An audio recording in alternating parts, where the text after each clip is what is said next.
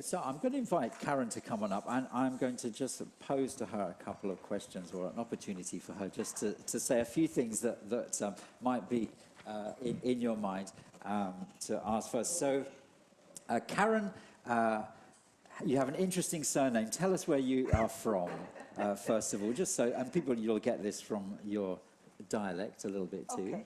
It's Karin van den Bosch. So I'm Dutch. That's where my accent came from. Yeah. Any Dutch people? Bookie's in orange. I don't know if that counts. You know, that's the football team. Yeah. So yeah, I'm a complicated matter because I'm Dutch and I'm with an American mission agency called Baptist with Missions, and I have a sending church here in England. So I was going to come to the Baptist mission bit. So this church and another supporting church in Bracknell, and Karen's heading over to Luton today also to catch up with another church family there later today. Our church plants by Baptist Mid-Missions. So our former pastor Ken Houghton here was with that same mission agency, and many years ago, I feel like you passed through when we were going through Bible college back in those early days. Yeah. So it's many years ago. So tell us now how long you've been out there in... 23 years now. Okay, so quite some time. Yeah, time flies. Now, what Karin perhaps doesn't know is how we'd made a connection before, but how we came to kind of support yourself was years ago we had an elderly gentleman here named Herbert Williams, and there would be only a few people who would remember Mr. Williams. He sadly died at 99 and a half years old, but he was from South Africa. As a youngster, as a 6-year-old, he'd been sold as a slave. I mean, he died in, I think, early 2000s. But he had a heart for, like, those at the bottom of society in Africa. And there was a time when he was a member with us, and we were in a position where we could perhaps start to support more works and so on. He said, could we support a work that really helped, you know, the weakest, the most vulnerable in Africa? And I think that was at the time we got to know you, and Karin was raising funds to go as a medical missionary, weren't you, to Ethiopia. And so the place you're in is Tigray, is how you pronounce it? It's in Tigray. It's in the northern part of the country. And so that's, you know, it's got to be going back 20 years now, you know, I think. Before I went out, I think. Yes, that we made some of those connections and began supporting. Now, so tell us a little bit about the difference, or Abraham's Oasis and Grace Village, because we tend to talk about Grace Village here because we see the children and things like that, but there is Abraham's Oasis, so just get our heads around that. It's a little bit complicated. I'm a complicated matter. But in our mission, Tigray is seen as a creative access nation. So we have to be careful. You cannot just come in as a missionary and do your work as a missionary. So I originally went in as a nurse, and I was going to work in a hospital, and then God redirected my steps. But I've been working my way backwards. So there was first an orphanage, and we gave it the name Grace Village. And then later, it became a whole organization by the name of Abraham's Oasis. So currently, Grace Village is a project under Abraham's Oasis. So as Abraham's Oasis, we work with women, with children, we work in communities. But then the compound of Grace Village is where we work with abandoned children, so that's permanent. And then at the moment we have 2 safe houses, one for abused women and one for children who have lost their parents during the war. So we help them find their family back. So Grace Village is the ministry part of what we are doing. So Abraham's Oasis is not a Christian organization, but we have the authority to work with the children and to tell them the gospel. So that is where our main ministry focus is. Are you going, in what you were going to say, are you going to say a little bit about the recent troubles in Tigray? I will tell you all my troubles. You're going to tell all the things. Well, I'm not going to take any more of your time, because I said to Karen, I said, do you want like 10 minutes to share something, or do you want all the time? She said, I think I can fill all the time. So we're gonna give Karen opportunity, and today is your once in a however many years to get to know Karen a little bit, make that connection. I mean, we keep connected really via Facebook. Yeah. If anybody wanted to connect with you Just connect through Facebook. That's my main that's the main avenue of We have things. 2 pages. There's an Abraham's Oasis page, and there is my personal page. On my personal page, I do more prayer requests. And if you want to know how to spell her name, just kind of, if you look on our right things, it's all correct. There we go. You can connect. Yeah. Well, thank you for making that. So Karen was over in Holland because her dad was poorly. I had to mention that, just lovely anyway, but he's been okay. So she's just taken the opportunity to come here for us this weekend and another church next weekend. So that was great to have that little message appear. Surprise visit. Yeah, but we're making this space for you. Yeah. Share what's on your heart with us. Okay, I will not preach, by the way. I will just share from my heart what God has been doing the last couple of years in Ethiopia. Why? Because I made that promise to God. If I make it out alive, the world needs to know that God is still God, and that He still is in the business of doing mighty things. And I don't want you to look at me and think, oh, you know, she's a hero. I will never be able to do it. I'm not the hero. God is the hero. So I'm just a human being like you and me. It's nothing special. The glory goes to God. If I look back what has happened the past 3 years, I would have never been able to do that. And God was there. God was there. I didn't do it. I didn't do it. God asked me 24, 25 years ago to serve Him in Ethiopia. It was not my choice. I didn't want to go to Ethiopia. I will not go back all these years because there are so many things, and my testimony already takes 2 days, I think, to explain all of that. But He brought me to Ethiopia as a nurse, redirected my path, and I ended up having this children's village, and out of that came an organization. And at the moment, I think we have around 80 people working for this organization. But going back to Ethiopia, to 2020, we also had COVID.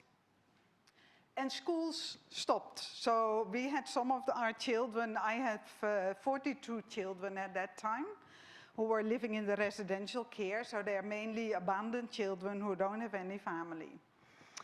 There were some political tensions, but also COVID happened. In February 2020, I went on holiday to Italy with my parents. That was the last time we saw each other. COVID happened, school stopped, all the children came home, and we were also not allowed to travel. So we were already locked in our compound. And tensions were rising, and I had told my mission, you know, if anything happens politically, I don't know if there's going to be a war or what, I will stay. That's easy to say. But then when suddenly you get a phone call and the UN asks you, do you want to be evacuated because tensions are rising? It's difficult because you start thinking, you know, there's a way out. And what is going to happen? You don't know what the future holds. I had to think hard, but then still, I also had to think of the children. God had given me a responsibility in Ethiopia. I was responsible for 42 children. You know, if you just have an office building and then some project here and there, it's easy to step away and say, you all do it. But I had children in a compound with caregivers. And I thought, if a war is going to happen, maybe all my caregivers will run, because at the end of the day, they are employed. And when danger comes, it's human nature, they want to run. And I had visions of, you know, Grace Village being abandoned and all these children being on their own. So every time when I had the question, do you want to be evacuated, I would say, oh yes, please, I want to be evacuated, but only if I can take 42 children with me. And no one said, we will evacuate the children as well. So at the end of the day, war was declared, all the UN people had left, and I was the only foreigner that stayed. We just read, be anxious for nothing. I struggled with that verse. Because, man, I was scared. I'd never been in a situation of war. And I would sit in my office and I could see the refugees. People were running from all sides and they were coming to our town. So, you know, I see Gaza and Israel happening and, you know, we were like Gaza. We couldn't run anywhere. There was no safety anymore. The problem in Ethiopia was that our own government was attacking our region. It was an internal conflict, and suddenly your own government that you trust is starting to attack, and they invited an army from another country, from Eritrea, to come and help. And then they denied, so suddenly we see Eritrean soldiers, we hear the rumors, and it's just crazy. The whole situation was crazy. But we see first all these refugees, and in the beginning we thought, you know, our town in previous war had never been really attacked, so everyone thought we're going to be reasonably safe. So we see all the refugees come, and the 17th of November, we suddenly hear shooting and bombing, and things escalate where we are. All the children were frightened. Some of the staff had run. All my guards, usually I have armed guards because we are out in the countryside. All my guards had gone to join the fight. We were out in the open without any protection, and there are bombs flying around. Man, I was anxious. The children were frightened, so we had evacuated all the children to come to my house. My house is the lowest down house, the furthest away from the main road. So you sit there with 42 children. I will never forget it. The 17th of November in the morning, we sit there. 42 children on the floor. And I have to tell them, let's sing, let's pray. Make sure that you know where you're going, because maybe this is the last day on earth for us. Examine yourself. To tell that to your children that you love. But they sang, they prayed. We're sitting there, and bombs are flying, and nothing falls on our house, nothing falls in Grace Village. And suddenly everything goes quiet. And we think, finished, we survived. And we look at each other, and some of the children, they start walking around, and one of them looks out of the window and comes running back and says, the Ethiopian army has come inside our compound. I said, well, we better sit down and pray again. Because we had heard what the army had done in other villages. Not many people had survived, and that were all the refugees that we had seen come to town. We thought they'd come to shoot us. So we all sat down, we prayed again, and we waited, and nothing happened, and we waited, and nothing happened, and Carlos was with me, and suddenly he disappears, and one of the children comes to me, and he said, you know, Carlos has gone up into the village to see what the soldiers are doing. She finished telling me that, I hear shooting. And I'm sitting there with my 42 children, and I think, they shot Carlos. He's dead. And you have to be brave because, you know, you sit there with 42 children and you cannot say anything. And I thought, you know, it's only a matter of time. They will find us. This is it. Again, I started praying. And as I started praying, God took all my fear away, and there was this uncanny peace that came into my heart. I thought, you know, I know where I'm going when I'm going to die. So I'm going to heaven. And suddenly that became very attractive, and I just had complete peace about it. 10 minutes later, there's a knock on the door, and Carlos walks in with a smile on his face, and a soldier behind him. And the soldier walks in. And for me, it was just God himself who walked in. He said, "Don't worry. We have not come to kill you. We have come to protect you. And we will stay a few days with you. And don't worry." I cried, because for me it was like God saying, you know, you're my children. This is my work. Without God's permission, nothing will happen. At night, I was frightened. You know, we had a whole army in our compound. So we had told them to sleep on one side of the compound and, you know, leave our side alone. And I was shaking in my bed, and I felt so guilty because, you know, be anxious for nothing. Man, I was frightened, and all the stress, I was just shaking in my bed. I was so afraid. And later, it just troubled me because, you know, you've seen God's protection. The army had started to raid our compound. They had taken, you know, they went through our food storage. They had taken computers from our office, and the army brought everything back. God brought everything back. Nothing went missing. They had stolen like a 1-pound pen from me. They couldn't keep it in their pocket. They brought back that pen. I framed that pen. You know, it was like, it was God confirming, this is my work. No one can touch anything, not even the assets that are there. Without God's permission, nothing will happen. So what do you do with your anxiety? Later, the mission told me that I should talk to a counselor because they were concerned about my well-being. And I said, well, I think I'm processing it okay, but there's one thing that I would like to talk about with someone. So I spoke to a counselor, and the only answer he said is, but look at Jesus when he was in the Garden of Gethsemane. He was sweating blood. He was afraid. So it's okay to be afraid, as long as you don't let the spirit of fear take over your life.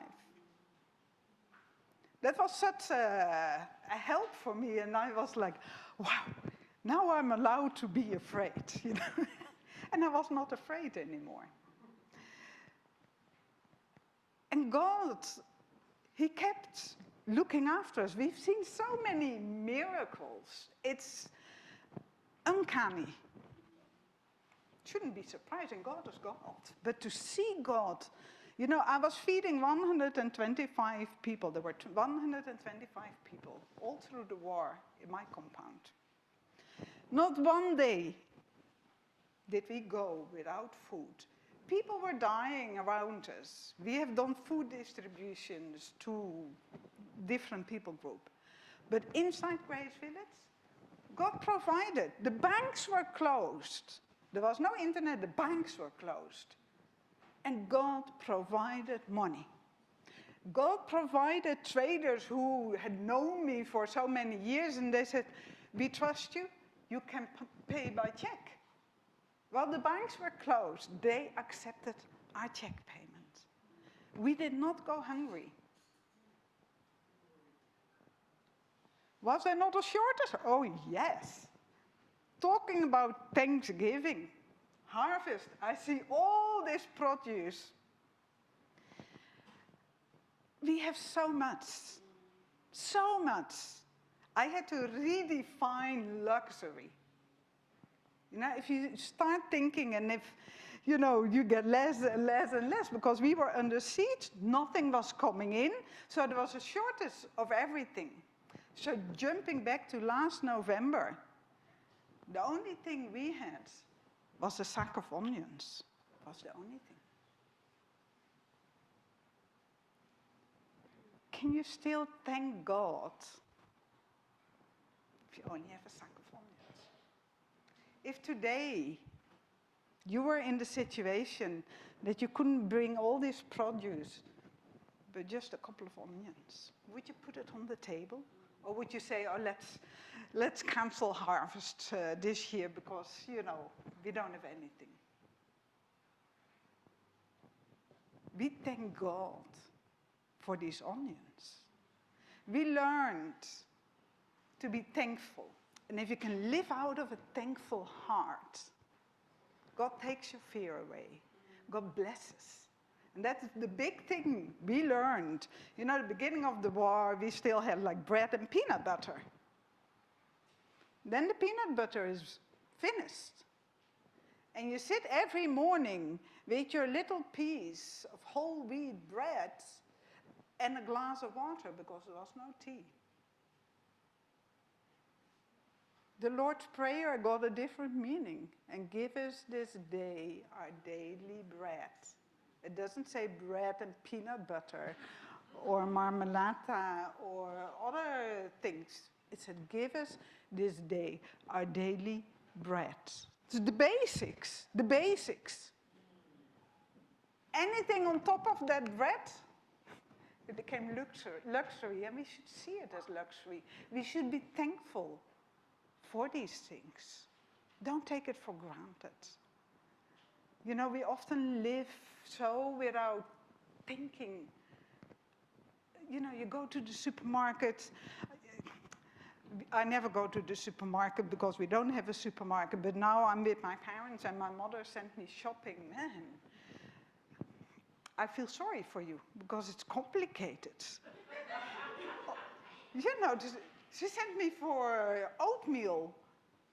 She doesn't specify what oatmeal she needs. You know, I go in Ethiopia to the supermarket, get a tin of oatmeal. I don't have a choice. I get what's there. And here I'm standing like, well, yeah, okay, well, I don't know what she wants. There are like 10, 15 choices. Can you see these things as gifts from God? Or is it like, oh, they don't have the one I like this week. And you start complaining about it? We learned to be very thankful for just a piece of bread, a little sack of onions, because it was more than other people had. We still had some money to buy these onions. People were dying of hunger. Then it's also very easy to look at the big picture. What does God, you know, why does he let all these people suffer? Why not us? And I had to make my circle smaller because it's easy to get sidetracked and become upset with God. And I thought, no, I need to look at what God is doing in my circle. God may have other plans with other people. He doesn't put that on my shoulders. God put my little circle, Grace Village. That was where I needed to put my focus. That was where God was working. I don't have answers for, you know, why did these people have to suffer? Why not us? I changed the question and I said, what for? What do you have for us, God? Why are you showing us? Why are you keeping us safe? Why are you protecting us? Why are you providing? What do you have? And God said, so you can glorify me. And you need to glorify me. You need to be thankful and be a light for the people around you. You need to reach out to the people around you. And that's what we did. And God provided. He provided food so we could help people so they wouldn't die of hunger. You cannot cannot save everyone. God doesn't ask you to do that. But he asks you to be there, to shine his light in the little place where he has put you. And by doing that, and by being thankful, and even teaching our children to be thankful. You know, we have 42 children, and we have church at 8 o'clock in the morning. 8 o'clock in the morning, that's getting up early. And after the service, we have prayer time. And if you ask, does anyone have prayer requests? Through the war, if it was reasonably safe, we would meet together. If you got anything to a prayer request or a Thanksgiving, all these little hands go up. And all these little children can say something that they can thank God for. Thank you for God's protection for this week. Thank you that we had bread to eat. These kids, they didn't even have peanut butter on their bread. They didn't have a cup of tea to go with it. We didn't have sugar anymore. Their bread and water became a point of thanksgiving. God blessed it. Our children felt blessed. So to have a thankful heart, it brings glory to God.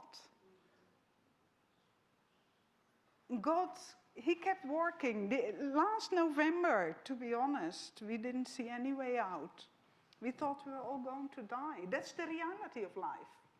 It's the reality of the people in Gaza. It's the reality for the people in Israel. We didn't see anything. There was a new invasion coming. There was no more food. And there was no medicine. Everything had collapsed. The whole country, the whole region had collapsed. And there was so much hate against the people in our region. We thought they're all going to kill us, or we die of hunger, or we die by disease. But there was no hope. And we were ready to go to heaven. There was nothing better because our situation was so bad. Heaven was the only, well, it is our only hope. But when that becomes a reality, man, we are ready. The children were ready. We were singing on Sundays and, you know, we were preaching about heaven and that there, peace is there. Everything will be perfect. What's here? What's here to live for? Our focus should be heaven. And then suddenly peace came. Man, when you're ready to go to heaven, and then peace comes, we were not happy to start with. Because we were ready. And then you have to stay a little bit longer. I see the same thing with my father. I thought I would come for a funeral, and he's getting better, and he struggles. You know, why am I getting better? But when you're ready, you know, you cannot say, you know, some people are so fearful, but sometimes we carry things that we shouldn't carry, number one. Often we carry things we shouldn't carry. But when the time comes, and when we give our anxiety, when we give everything to the Lord, the peace of God, man, that goes beyond everything. To live peacefully in the middle of war. Being ready to meet your Maker. Man, eternity is going to come. It makes you fearless. We had a last invasion, 11 o'clock at night. We didn't have electricity.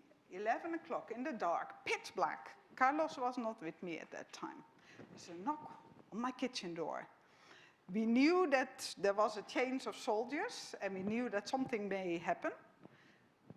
My guards had all come. They were all brave. They all had a stick, you know, against the soldiers. They all came and said, "We're going to stay with you." Oh, good. Knock on the door. Someone says, "The soldiers are inside the compound." I said, "Where are the guards?" They ran. So they were all hiding, and I had a house full of frightened children and crying babies. And I thought, okay, now my turn to go up to the army. I went outside, and there were all these little lights. They were all checking our compound if no one was hiding there. I went outside with my hands in the air. I don't know if anyone saw that, but it was pitch black. But I just felt safer with my hands in the air. And I said, hello, hello, I'm a foreigner. There are children here. We have nothing to hide. You can come and check. And I didn't hear anything. The only thing I heard like the clicking of guns, and I thought, oh, great, they're going to shoot me now. So I should, again, hello, hello, I'm a foreigner, there are children. Please, you can come and check. Finally, someone came up and, yo, who are you? I said, well, you know, I'm the foreigner, and the children are in here. And he could hear the babies cry. So I said, if you want to check, you can come in, and I have nothing to hide. No, no, no, we don't want to come in. And we have come to keep you safe. Everyone was turned around, and nothing happened. I look back at that, and I don't see me. It wasn't me. I would have never dared going out to face the army. Me. Never, ever. But it was God. That was so God. God was standing there, stopping a whole army.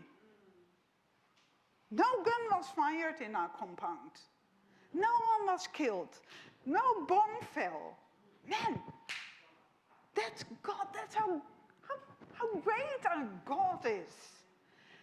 And God has not changed. He is the same yesterday, today, tomorrow. He's the same in Ethiopia. He's the same here. He's the same in Israel and Gaza. We don't understand everything that's going on. One thing I know, he's coming back. And he's coming back soon. The world is getting ready. We should put our hope, our trust in Christ. Are we ready to meet our Maker? And we shouldn't sit and, okay, let's wait, I'm ready. We should be busy working for him. There are people that still need to hear. Show them through your life who Christ is. He is our only hope. It's our only way out. And it's eternal. Endless. You know, at the moment, the people in Tigray are being informed about everyone who has died during the war. So all these families get a knock on the door, 4 o'clock in the morning, and there are these people with a letter, your son has died. The numbers of people who have died are staggering, staggering. I have some of my coordinators, they have lost like 8 to 10 family members. One family. And they say the whole town is crying because there's almost no family who has not lost a soldier in the war. And the flyers going around with our hero. You think, imagine, you know, you are a hero here on earth and you still end up in hell. It pains me. Pains me. You can be the hero here. I'd rather be the hero in heaven, but God is my hero. But the openings that we have at the moment, because there's so much sadness, there's so much crying, people come with questions. Carlos has had many openings. People want to know more. So pray for us as we move forward. Carlos came out of this war. He married during the war. He got a child during the war. And he had many questions, you know, at the end of the war. You know, we talk a lot, and we were all ready to die. And he struggled and said, you know, why? Why? What does God have for me? He spent time in prayer. And he came and said, I need to start a church. This is the time to start a church. I need to step out in faith. So, out of the rubble of this war, God is still building his church. We've rented a building. There's still a little bit of hiccups here and there. Pray that we can move ahead. But the church is starting. We already have a little fellowship, our own children. It has deepened their faith. Several had asked to be baptized after the war. You know, they all saw God. And they want to live for him. So we have the nucleus of our church, but we want to move it into town because so many people are needy and open for the gospel. So we want to accelerate that. While it's day, we work. And I just want to thank you as a church for your prayers. You know, sometimes you feel like, yeah, we're praying, but it doesn't mean so much. But we are on the receiving end. We have seen the answers to all these prayers. God has kept us safe. God has kept us for a reason. It's peace at the moment, but it's no peace, so it's all very, you know, we don't know where we're going. I know where I'm going. I'm going to heaven. So I'm going back the end of October. No idea what the situation will be, but there are still issues that need to be solved and probably are not going to be solved. Other groups are fighting now, so that. But I can care less because I've seen God and I know where I'm going. I know where he wants me to be. I know my home is in Ethiopia, but my home is in heaven. It's my temporary home is in Ethiopia. I go for God. I want to serve him. So I hope you will continue to uplift us in your prayer. We need it. But you need it here as well. Our kids are praying for the people in Europe, people in Israel, Gaza. It's everywhere. You have your own problems. And sometimes it's maybe the convenience problem. It draws us away from who God really is. God is still in business. Praise his name. Amen. Thank you.